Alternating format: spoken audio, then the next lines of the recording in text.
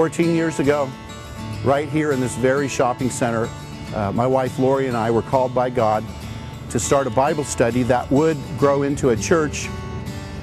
We didn't know exactly how God was going to provide for us to do that, but we knew we were called to do it and to step out in obedience and begin the church. And as we were into the Bible study, about 2 weeks, somebody came along who we had never met before and asked to meet with me and wanted to know the vision that God had put on our heart. After hearing the vision, he said that him and his wife felt called to then provide all the financial resources for the first year's expenses of the church. So from the beginning, we have been a church that has not been led by finances, but by faith.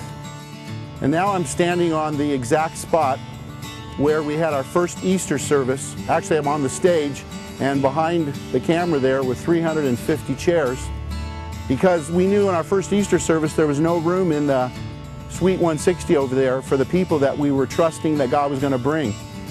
And so by faith we set up 350 chairs. We planned for 100 children in the children's program. And that morning, as we were setting everything up, I can remember Colette Lipsy. She had a stack of about 350 programs. And she said, "Mike, are you sure we should put all of these programs out?" And I said, "Colette, we've been praying for that right number and what we should prepare for." And God said yes. So we need to put all 350 of those out. And by the end of the day, 350 people filled those seats. 100 children were in Suite 160 over there, and God had done another miracle here at Journey. I'm sitting here on the 50-yard line at Monte Vista High School Stadium, and this is the site where we held our second Easter service. We had set up 1,000 chairs and the staging up here where I'm sitting, big backdrop, and it was a beautiful sunny Saturday when we left it here. Middle of the night, this huge storm blew in over this area. It was cold, it was windy, it was rainy, it was thundering, it was lightning.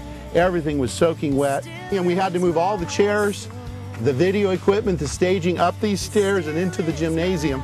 The amplifiers were sparking and the speakers shorted out, but the worship team went for it and led us in worship, and the people came regardless. And by the end of that day, probably close to 100 people had given their life to Christ, and God had done another miracle. As we continued to reach out with the good news of Jesus Christ, we quickly outgrew our facilities out in Rancho San Diego, and we needed to find a new location, and God led us here to the Mesa Square Shopping Center, specifically the Silo Appliance Store where we have our worship services today. 10 years ago, we started with 3 of the spaces, and as we continued to reach out, we continued to grow, add services, and at one point we reached capacity in the worship center itself and also in the parking lot, where people were literally leaving, driving away, not coming to church because there wasn't a parking spot. So we knew what we had to do. We had to knock down the wall. We had to open up another 400 seats and try and find 400 more parking spaces. And as we did that, God continued to have us reach out and continue to grow.